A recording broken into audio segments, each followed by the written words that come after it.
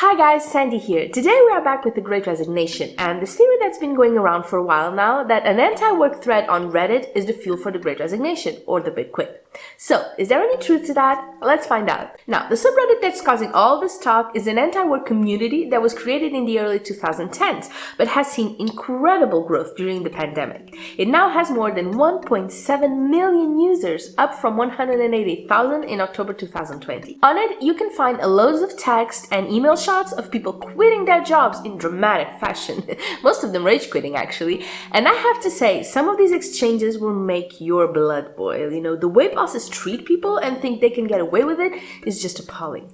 There's also several posts by so-called idlers, people who haven't quit but are doing the bare minimums to get by and collect that paycheck at the end of the month. And by the way, if you're considering rage quitting but don't really know if you should, I have this video you can watch after this one about when it's okay to rage quit and when you should count to 10 and hang on. Now, they say that this group is a home for those who want to end work, are curious about ending work, want to get the most out of a work-free life, want more information on anti-work ideas, and want personal help with their own job work-related struggles. In fact, if you go to the subreddit's frequently asked questions, you will find a lot of information, like what to do if you hate your work or how to effect change in your workplace. Also, when asked why do you want to end work, they say that it's because the modern day workplace is one where you are expected to work despite your own individual needs or desires. Work puts the needs and desires of managers and corporations above and beyond workers, often to the point of abuse through being overworked and underpaid. I have to say, their arguments make total sense to me, but are they enough to cause more than 38 million people to quit their jobs in 1 year in the US alone? I'm not so sure. What do you think? Could an online community cause this kind of tidal wave of resignations? Leave me a comment below letting me know. I would love to hear from you. Okay, here's what we do know. Millions of Americans have quit their jobs in the Great Resignation and many will soon follow. And I'm talking about the working dead, the majority of the workers who didn't quit but are burned out from having to do all the extra work themselves. But why do these people quit? Because they are frustrated with low pay, long hours, and little or no future growth. It also doesn't help that so many bosses like to micromanage, particularly during the last year of working from home.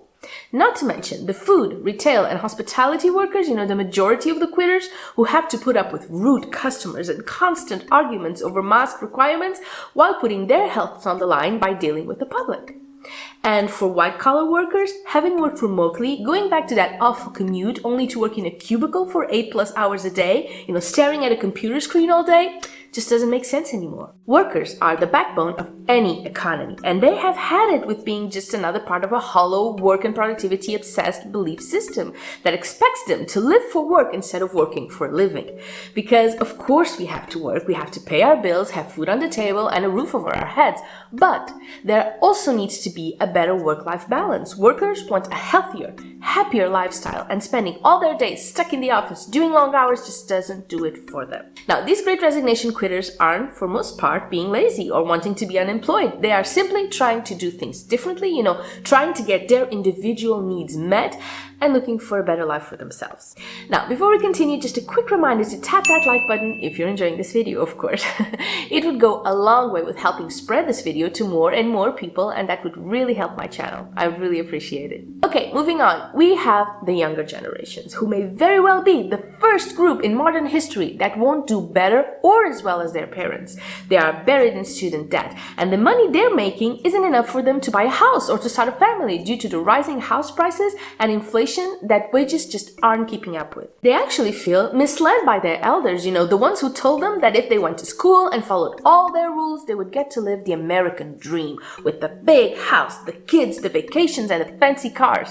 But for most of them, that will never happen. And this isn't happening only to American youth, it's a worldwide trend, which is leading to worldwide movements, like we've seen in the Lying Flat movement or Tang Ping that started back in China. After being told that working from 9 a.m. to 9 p.m. 6 days a week was the way to go, regardless of how poorly they were being treated, essentially the equivalent of the American hustle culture, if you will, the younger generation of Chinese workers are pushing back on the demands of the older generations.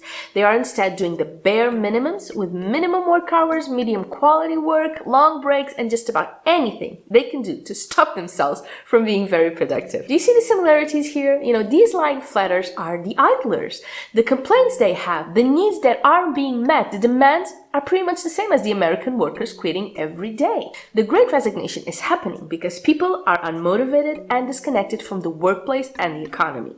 People are fed up with being treated as tools or machines, for being expected to work long hours and give it their all to live in wage poverty.